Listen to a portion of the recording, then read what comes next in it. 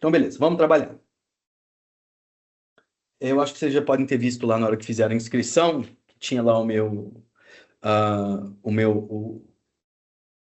contrato profissional com vocês, que indica o que eu estudei, o que eu faço, para que o nosso trabalho dê certo. Então, eu tenho de ter determinadas habilidades e certificações e reconhecimentos para que eu possa garantidamente conduzi-los a um lugar de desenvolvimento. E daí, isso eu gostaria que ficasse claro entre nós como uma parte do nosso contrato de relacionamento, né? Enquanto a gente está aqui juntos, nosso contrato de grupo, né?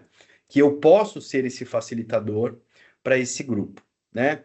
Eu digo isso com uma porção de preocupações que me vem nessa era curiosa, engraçada até mesmo, dos influencers. É, eu tenho 41 anos, né? E na minha época, para você ser um repórter de rádio, para você ser um repórter de televisão, um repórter de jornal, você tinha de estudar muito, porque você tinha de primeiro passar no crivo dos seus colegas. E eles não iriam querer na equipe uma pessoa boba, né? Uma pessoa que é facilmente enganada, que não sabe fazer as perguntas necessárias, que não consegue se expressar minimamente. E, e então eu venho desse cenário em que os jornalistas tinham essa autorregulação muito presente. Na verdade, nós ainda temos. Embora tenhamos experimentado um esvaziamento, né, no jornalismo como ele é feito hoje, há poucos profissionais que se mantêm assim com essa mesma integridade. No jornalismo diário, eu diria, né, no jornalismo de massa. Mas há também, há sim, tá? Mas de todo modo, a gente vê no Instagram um monte de gente dando dica, um monte de gente dando pitaco. E é sempre um pior que o outro. Então, na internet, eu gosto de ver vídeo cacetada. Igual tinha no programa do Faustão, né? Do saudoso Faustão, que está vivo mais ou menos, que está fora do ar. Eu gostava de ver as videocassetadas. Então, eu gosto de abrir o meu Instagram para ver os rios de gente, sabe, escorregando, caindo de skate, essas trapalhadas, entende? Agora tem um muito legal que é aquela música da Whitney Houston, que tem um barulho, uma espécie de tambor assim, e bem nessa hora do tambor a pessoa dá uma cacetada, eu me mato de rir. Mas eu tiro da internet isso e talvez as aulas que propriamente eu posso ter com quem eu confio, né? Então, você vai fazer lá uma disciplina isolada, você vai fazer uma formação mesmo, você vai ouvir um professor. De resto, eu não conheço as pessoas que estão dando a dica, eu não sei se elas são responsáveis o suficiente para fazer uma modificação em mim, e depois eu vou consultá-las e elas vão dizer o que o problema é seu. Isso não é responsável. Então, a minha intenção é que nesta tarde a gente tenha uma experiência que pelo menos nos desafie a olhar de outra maneira do que como nós costumamos olhar para essa parafernália de ideias sobre desenvolvimento humano que nós temos disponível. A minha mãe é psicóloga e a gente estava numa chamada longa agora há pouco, e ela me contou que hoje tem um casal desesperado, que parece que o cara escondeu muitas coisas da esposa e que a esposa quer o divórcio. E que é, eles querem conversar com a psicóloga agora. E tem que ser hoje. Imagine, sábado.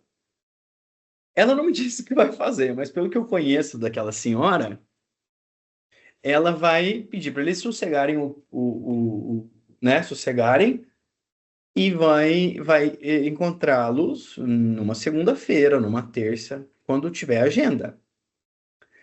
E a questão para ela que estava pegando é o fato de que anteriormente ela já esteve com esse mesmo casal em inúmeras oportunidades em que eles falaram sobre casamento, mas eles ignoraram solenemente tudo que eles ouviram. E agora a desconfiança dela é que eles estejam procurando-a para uma nova rodada, em que ela vai gastar saliva, vai gastar discurso, e eles vão continuar fazendo da maneira como eles querem fazer, para eles poderem dizer assim: nós já tentamos de tudo e nada deu certo. Então hoje nós vamos falar nesse encontro de um conceito muito importante na minha vida individual, na vida das organizações que eu atendo, na vida dos analisandos que eu tenho, que é o conceito de jogo psicológico. E a gente vai ver que jogo psicológico não é um nome dado assim para uma fala da novela. É um conceito importante que pode nos proteger e nos guiar para relações mais produtivas, mais saudáveis, mais pacíficas, eu diria. Né? A paz é o juiz. Vocês têm como anotar algo aí agora? Vocês podem, eu espero, vocês podem buscar um caderno, anotar no celular, mas vocês vão precisar escrever algo, entendeu? Pode ir no notas do celular, enfim. Não. E a gente vai fazer esse exercício de uma maneira interessante. Ah, é individual, hein? É individual. E a ideia é que ninguém veja, tá bom? Não porque é um segredo, não porque você vai escrever algo, né? Não é porque vocês já se deram conta de que a gente perdeu o hábito de escrever os nossos diários. O pior crime que havia era alguém ler o diário do outro, né? E a gente perdeu um pouco esse hábito dos diários. Porque a gente quer contar para os outros rápido, é o exato oposto, a exato oposta à experiência, né? Eu quero gravar um Reels no Instagram, eu quero fazer um post, eu quero postar no Reels, eu quero postar no WhatsApp. Eu quero que os outros me reconheçam, né? E em certa medida, a gente foi perdendo a característica de uma conversa individual com a gente mesmo, né? Uma conversa íntima, né? Chegou hoje aqui, o cara veio entregar o livro que eu quero ver, não sei ainda, não sei, não tenho o que concluir, mas parece que tem uma pesquisa séria recente aí que apontou que pela primeira vez em muito tempo os nossos filhos têm QIs menos desenvolvidos do que nós. Sempre as próximas gerações eram mais evoluídas. E agora a gente tem aí uma pesquisa séria que encontrou algo para a gente olhar. Então, às vezes, pode ser interessante a gente tentar voltar para uns hábitos assim que faziam a nossa cabeça funcionar, né? Eu conheci um rapaz de 18 anos recentemente que escreveu: Eu não fazerei o trabalho. Eu não fazerei o trabalho. Isso é inadmissível aos 18 anos. Tem alguma coisa de errado rolando. Alguma coisa a gente, né, errou de percurso. Então a gente vai escrever, tá bom? São 4 perguntas. E como você vai escrever para você, sabe, quando você lê a resposta do outro, você tem um certo senso crítico, né? Já vou chegar lá, Arthur.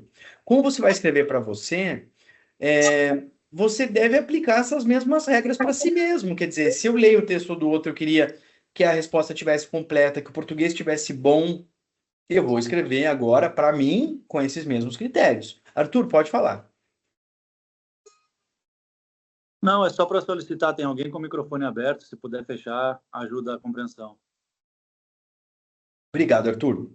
Então vamos lá, vamos para a primeira pergunta. Eu quero que você pense na sua relação com seus pais, beleza? Quando você começava algo novo, O que os seus pais falavam para você?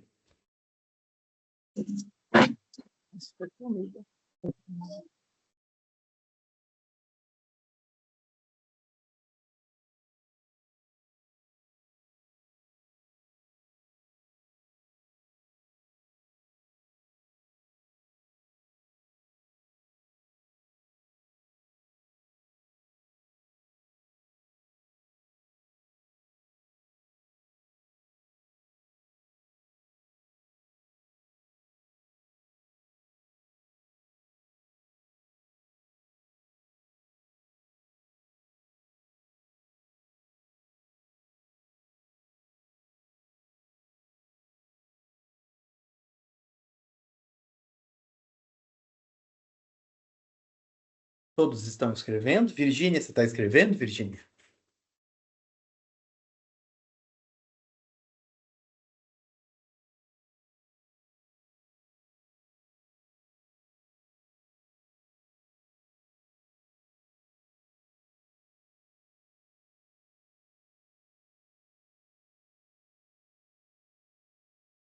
Próxima pergunta é: quando você fracassava, o que você ouvia?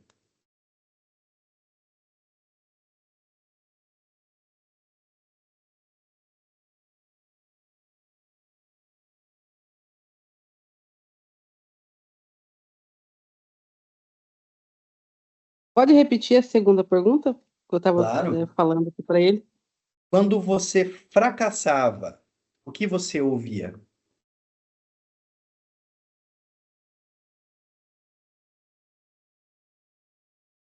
Qual que é o idioma dele, do nosso amigo? O nome e o idioma?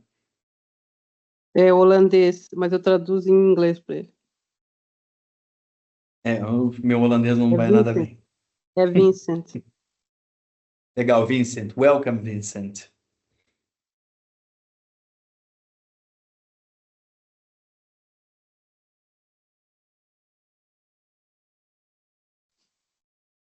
Obrigado, Vinícius.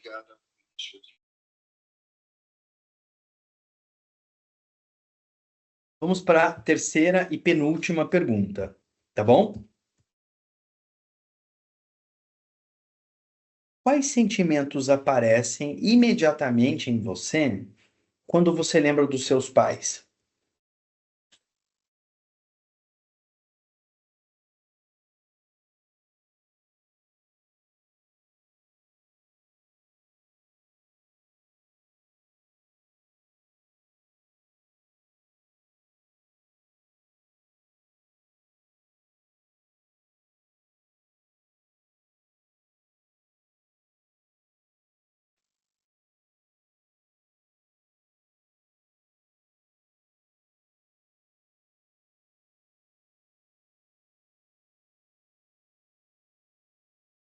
E por último, em qual situação atual esses mesmos sentimentos aparecem?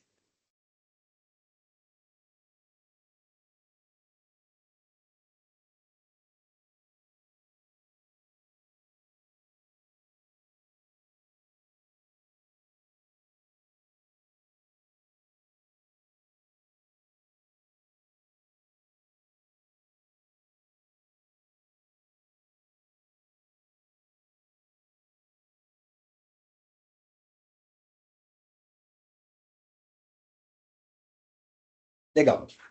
É o seguinte, vamos guardar cada um para si o que escreveu, tá Pode bom? repetir a terceira, porque eu fui responder a quarta para ele aqui, esqueci a terceira. Claro. Quais são os sentimentos que aparecem quando você lembra dos seus pais? What do you feel when you remember of your parents? The name of the feelings.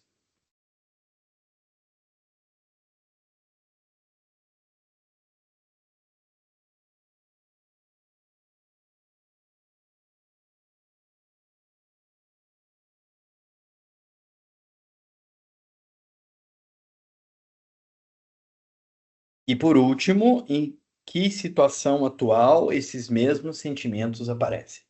tá?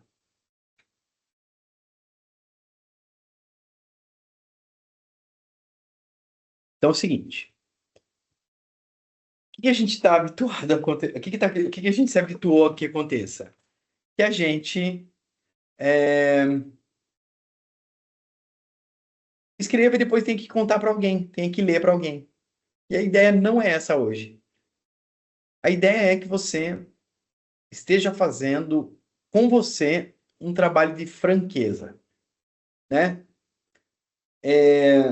Eu acho que esse abre todo que nós tivemos das falas das pessoas e desse questionário são a sustentação, né? Esse abre é a sustentação para a gente falar de jogos psicológicos. Afinal de contas, o que são jogos psicológicos, né? O jogo psicológico é um conceito, né, que está bem presente numa literatura ali depois dos anos 50, que é a literatura de análise transacional. É algo muito forte em análise transacional. Compreender jogos psicológicos é algo que, ainda que num nível é, meramente suficiente, deve ser compreendido, né, para que a pessoa tenha tido uma introdução à análise transacional. Então, num curso assim de 16 horas introdutório dessa teoria, tem jogos psicológicos como lição para todos executarmos juntos, práticas e tudo mais. Então, isso que a gente está fazendo aqui é um pedaço dessa formação, tá? O jogo psicológico, como definido pelo Eric Berne, que é o cara que inventou isso aí, é o que a gente faz para manter as nossas histórias de vida em pé. Mas como assim? Vejam lá. Eu estava ouvindo recentemente uma analisanda que o caso dela era mais ou menos assim. De tempos em tempos, ela tinha a sensação de que a vida dela estava para desmoronar ou desmoronando. E nesses momentos em que ela sentia que a vida dela estava desmoronando, ela tinha a necessidade de que alguém dissesse para ela quais eram as coisas que ela estava fazendo errado. No mapa dela é assim, com essas palavras. Então, de tempos em tempos, ela estava lá procurando um novo terapeuta, procurando um novo sacerdote, procurando um novo líder, procurando um novo amigo, procurando alguém, alguma figura que fosse capaz de dizer para ela que ela estava errada nisso, nisso e naquilo. Curiosamente, embora ela tenha tido esse comportamento ao longo dos anos, ela não mudou. Quer dizer, eu ouço aqui que eu estou fazendo aqui, aqui, aqui errado. Percepção dela. Então, não parece lógico que o desejo dela fosse justamente utilizar esses recursos de denúncia, né? De como é que é de delação para que ela fosse transformada? Mas não pareceu o caso. Na verdade, o grande incômodo dela na idade que está é perceber que de tempos em tempos ela recorre a esse expediente. E daí você vai ouvi-la e você descobre que ela cresceu numa casa em que o pai e a mãe executavam com ela esse circuito. Então, a mãe passava o dia falando mal dela, porque você não me ajuda, porque você não limpa, porque você não arruma, porque você não foi, porque você não veio, porque você não é igual à filha da vizinha, porque você... E quando o pai chegava, e ela acha que incentivado pela mãe, ela apanhava.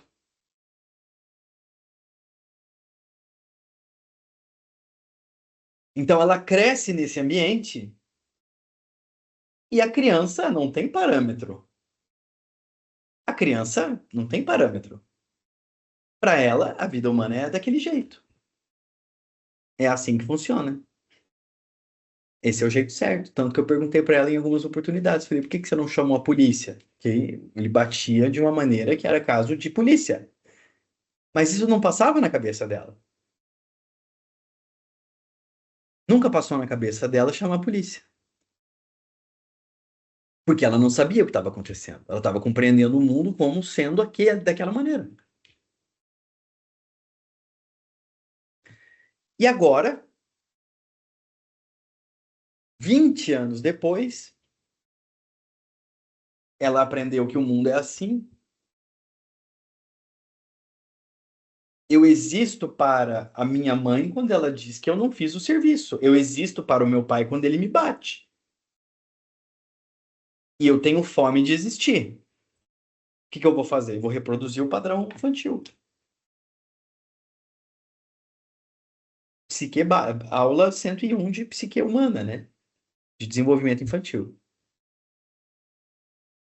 Então,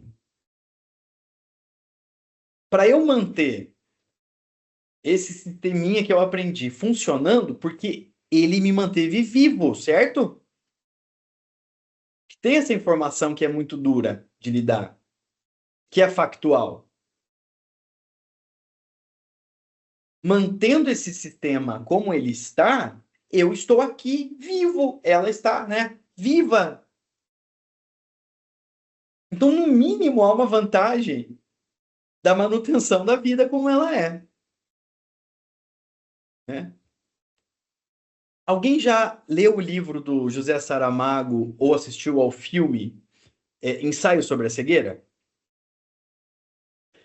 Tem uma cena muito interessante, né, em que aquelas pessoas que estão sem enxergar e presas, elas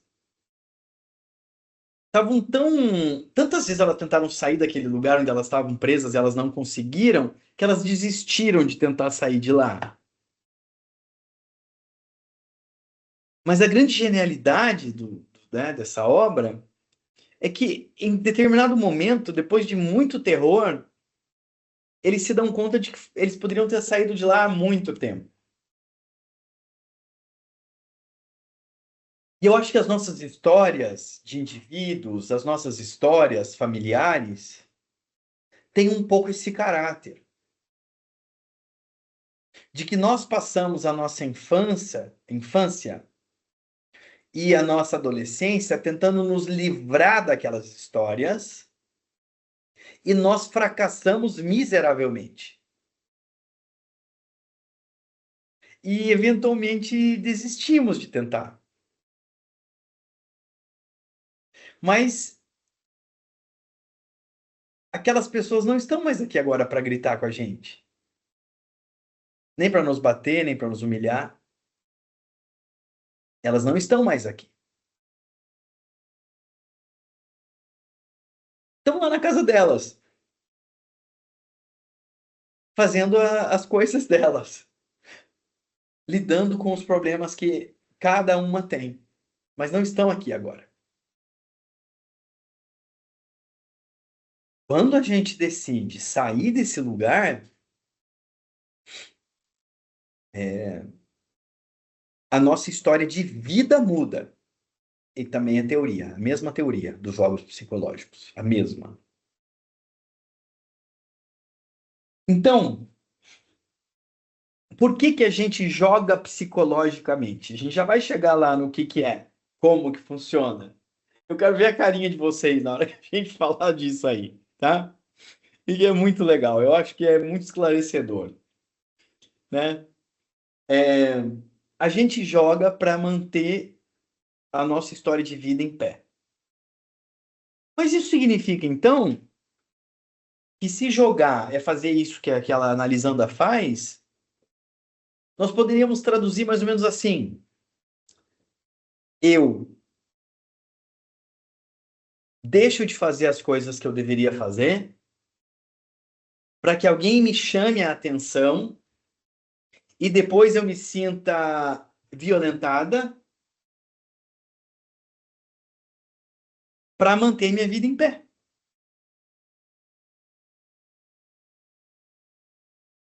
Porque por que o indivíduo faria algo nesse sentido se não tivesse uma vantagem? Vamos perceber o seguinte, gente. A partícula da vida, não estou falando da vida humana, estou falando da partícula da vida. Ela é muito resistente. Então tem vida na água da bateria, tem vida na profundeza sem ar e sem luz do oceano e sem calor. Se diz até mesmo que naquele meteoro que acabou com a vida na Terra, pedaços da vida foram para o espaço e depois caíram de volta na Terra e lá estava a partícula viva. Então, a vida é muito resistente. Muito resistente. Então, nós teríamos de ter uma excelente razão para manter a vida viva. E nós encontramos essa excelente razão pelo fato de que funcionou até aqui. A menos que os nossos pais tivessem nos destruído, né? Daí nós teríamos outra experiência. Deu para compreender até aqui? Vocês estão me acompanhando? Tá dando boa? Deixa eu dar uma olhadinha nas outras páginas aqui. Tá certo? Tudo bem? Legal? Tá, estamos indo. Fechou? Tá, até aí tudo bem. Então, vamos seguir. Como é que funciona, afinal de contas, então, um jogo psicológico? Né? Como é que é?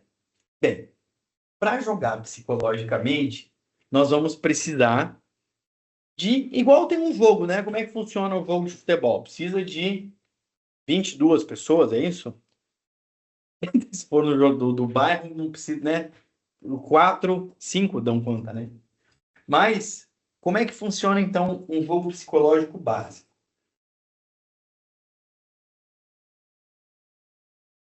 A gente vai chamar o triângulo dramático, tá bom? O triângulo dramático. Em que a gente tem uma vítima, um salvador e um perseguidor. Vocês estão vendo na posição correta? Que para mim está ao contrário, mas eu acho que para vocês está certo, né? Então, aqui, vítima, perseguidor e salvador. Tá bom? Vamos usar um exemplo organizacional que pode ser mais divertido. Então, a gente está lá na reunião, que é a reunião quinzenal, né? Todo mundo chegou mais cedo, porque é uma reunião muito importante, todo mundo tem que estar lá naquele horário, menos o estagiário. O estagiário, naquele dia, ele já não é muito aficionado em horário, naquele dia ele decide chegar bem depois. E daí ele entra na sala, que está rolando a reunião, e ele fala assim, ele já entra já interrompendo todo mundo e diz, ai, me desculpe, pessoal, vocês não fazem ideia, furou o pneu da minha bicicleta, e antes de eu conseguir chegar no borracheiro, eu tive que ajudar uma senhora que foi assaltada. Pronto, o que que ele está apresentando para o grupo? Uma isca. Uma isca. Até porque a pergunta que se poderia fazer aqui é assim: o que que as pessoas do trabalho têm a ver com tua história individual de pneu que furou? Ou qual é o interesse do grupo em saber das tuas razões pelas quais você chegou atrasado? Ou se você está frustrado por ter chegado atrasado, qual é a responsabilidade do grupo nisso? Várias questões podem ser levantadas aí. Mas ele joga uma isca. E a isca, ela vai bater sempre numa fraqueza do outro. Daí o chefe ouve aquilo e fala assim: escuta aqui, seu palhaço. Toda vez a mesma conversinha. Eu já mudei o teu horário para mais tarde, para você continuar chegando atrasado. Você só deve achar que eu sou um palhaço mesmo. Daí pronto. Aqui nós temos um início incrível de jogo. Porque nós temos uma vítima. Ai, mãezinho de mim. Vítima das circunstâncias. E já temos um perseguidor. Pronto. Está estabelecido o jogo. E se eles continuarem jogando assim, só entre os dois, eles vão terminar muito mal. Se a teoria está certa, e ela tem demonstrado estar, eles vão terminar mortos.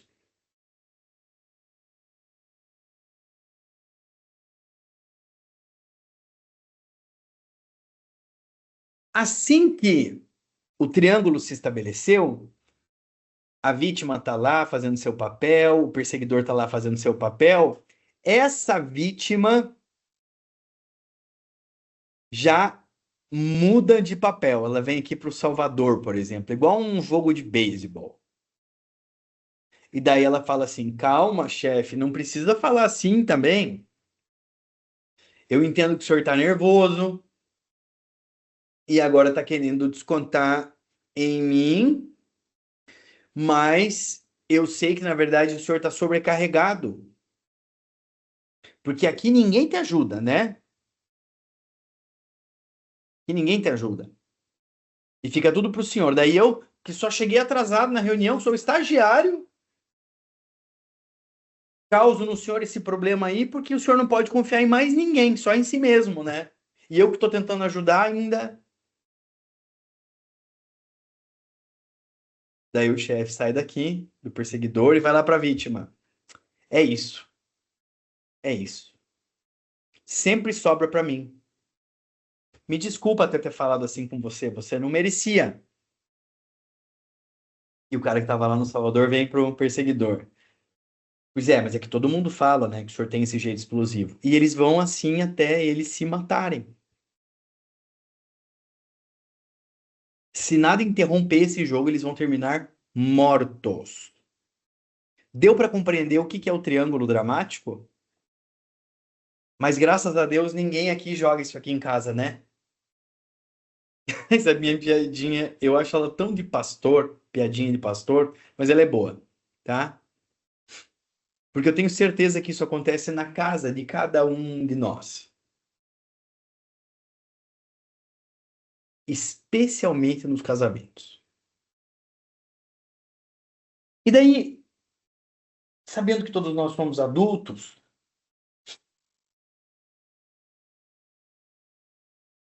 eu quis que a gente tivesse um mergulho mais profundo nesse tema.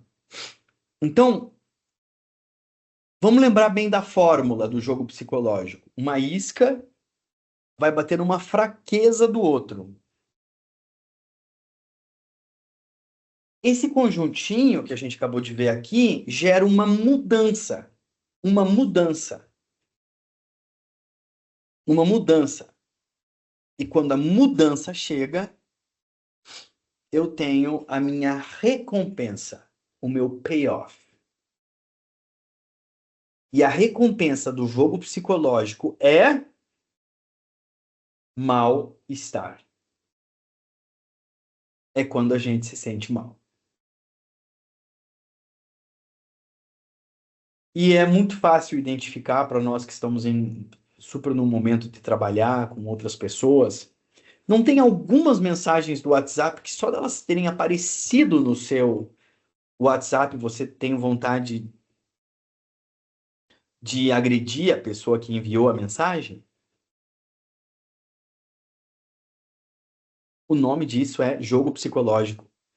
Você está com a recompensa de um jogo psicológico. E quem joga, perde. Ninguém ganha jogando psicologicamente. Ambos perdem. Todo mundo perde. Jogou, perdeu. Jogou, perdeu. Não tem ninguém que se livra de um jogo psicológico sem se arranhar, sem se sujar, sem se queimar, ou às vezes perdendo a vida. Então, deu para compreender? Uma isca, uma fraqueza, uma mudança e todo mundo mal. Por quê? Por quê? Porque quando eu obtenho o meu pagamento, eu sinto o que os meus pais me ensinaram a sentir.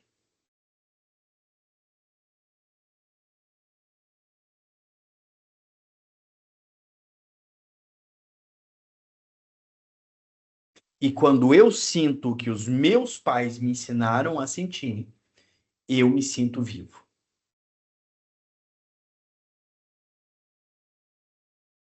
Deu para compreender? Por que eu disse que se as pessoas continuarem aquele triângulo, elas vão morrer? Porque o jogo psicológico, ele tem 3 níveis. Num primeiro nível, nós temos o nível social, que é o nível aceitável, que é muito jogado por rapazes que encontram os amigos no bar, por exemplo. Um chega lá e diz, ô, seu covarde! E o outro diz assim, não foi o que sua mãe me disse. É jogo psicológico. Num nível aceitável. Porque ele é social. Eu estou contando aqui, estou fazendo isso em público. Se alguma coisa sair do controle, tem gente vendo. Eu não estou fazendo escondido. Isso aqui é público. Se eu magoar outra pessoa, vai todo mundo ver que eu fiz isso. É público. Não se trata de um nível seguro. Não se trata disso. Se trata de um nível aceitável. Mas, mesmo depois do covarde e sua mãe não disse isso, essas pessoas podem voltar para casa se sentindo mal. Nunca o cara vai dizer. Mas ele está se sentindo mal. Depois, o segundo nível, muito jogado à origem dessas histórias que terminam em feminicídio. Quando você esposa e você esposo, quando você filha, você filho, quando vocês, mãe e pai, já não podem contar o que está acontecendo nessa relação, onde o jogo está ocorrendo, o jogo escalou para o segundo grau. Jogo psicológico de segundo grau, é o que traz a teoria. E é quando você fechou a porta de casa e mais ninguém sabe o que está acontecendo lá. Daí, o seu marido diz assim, ninguém gosta de você na minha família, ninguém! E você não tem mais como checar. Porque você já não tem mais contato com aquela família. Eu perdi as relações. Eu não tenho mais como checar. Ninguém gosta de você, ela responde. E ele já não tem como checar. Porque para ele checar, ele vai ter que dizer assim, a minha mulher disse para mim que ninguém gosta de mim. Você gosta de mim? E pronto. O jogo psicológico de segundo grau está estabelecido. Quando a porta fecha. E o terceiro grau, que Bernie escreve e que termina na justiça,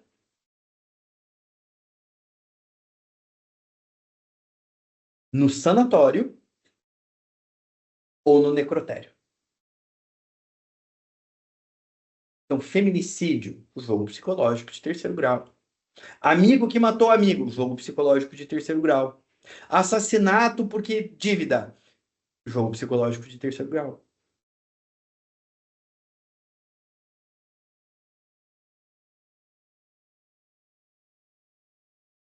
Dois jogos muito importantes para a gente finalizar, tá? Esse eu acho muito legal, que é o jogo do sim, mas, tá? Sim, mas. Ele também pode ser chamado, numa versão mais completa, do Por que você não? Sim, mas, o nome dele, tá? Que é assim, ó, o Arthur chega lá pra Milena e fala assim, amorzinho, ai, eu tô com uma vontade de comer hoje uma coisa diferente. Jogou a isca. E dela fala assim, ai, Arthur, vamos comer então um churros hoje? Ele diz, ai, você sabe que eu não gosto de doce. Ela fala assim, tá, então vamos comer. Ai, vamos comer sushi. Quer comer sushi hoje? Ele diz, sim, mas é que é caro, né? Esse de hoje. Não tô com tanta fome assim. Daí ela diz, já sei, eu vou fazer janta então, porque daí é mais, a gente economiza um pouco, come em casa. Ele diz, sim, mas não precisa exagerar. A gente quer economizar, mas não precisa tanto assim. E daí, se eles continuarem jogando, vocês já sabem o que que acontece. O nome disso é jogo psicológico. Em linhas gerais, vai terminar essa rodada quando ela fala assim, então vai. E eles, tá vendo? Não posso pedir nada para você. E daí cada um sai com a sua recompensa, cada um para um lado, com a recompensa que é o sentimento que estava procurando. E daí nenhum dos dois estava falando com o outro. O Arthur não estava falando com a Milena não estava falando com o Arthur. Essas pessoas foram completamente esquecidas, tá? Elas estavam falando com outras com projeções, tá? Esse é um jogo, né? Por que você não? Sim, mas. E tem um outro que é muito legal. É a identificação, né? Porque o Bernie foi muito fundo nisso, tá? Que é o jogo do é, se não fosse você, tá? Então a comadre morre de medo de piscina. Morre de medo de piscina. Daí a comadre casa com um homem que morre de medo de mulher usando biquíni entrando na água. E a teoria vai falar também sobre essa escolha das pessoas, dos parceiros. E daí ela diz assim: se não fosse você, eu poderia tomar banho de piscina, né? E dela vai gerando um, uma fatura emocional em que ela sempre estará na vantagem. Afinal de contas, se não fosse você, eu estaria na piscina. Mas eu não estou indo na piscina para te agradar.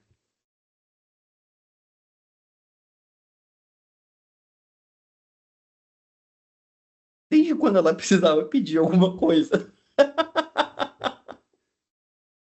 E desde quando alguém tem que tutelar uma entrada na água ou não? Tá vendo? É, isso, é o ensaio sobre a cegueira. Agora tem uma coisa interessante, tá?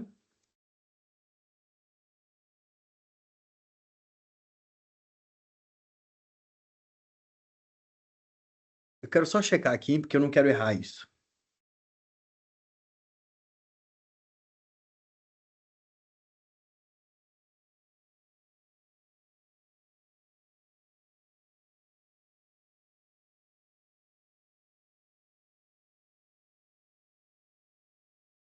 É, nesse caso, ambos se sentem muito mal. Eu queria garantir isso que eu vou dizer. Nesse jogo, a pessoa que está dizendo se não fosse você é a que está ganhando, tá? Porque ela não precisa lidar com o medo que ela tem de entrar na água, ela conseguiu responsabilizar a outra pessoa por isso, e ela ainda ganha uma vantagem, que é a impressão pública de que ela é casada com um tirano. Então, quando ela conta para os amigos o quanto o marido dela é proibitivo, ela ainda ganha prestígio. Afinal de contas, ela é uma mulher que suporta aquele homem mau.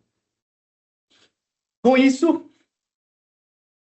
a gente termina essa formação de hoje com esse convite para nós sermos pais mais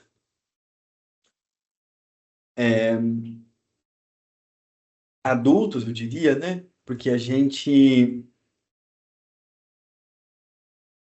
tem visto por aí tanta gente que tem uma idade emocional de 8 anos num corpo de 80 quilos, entende?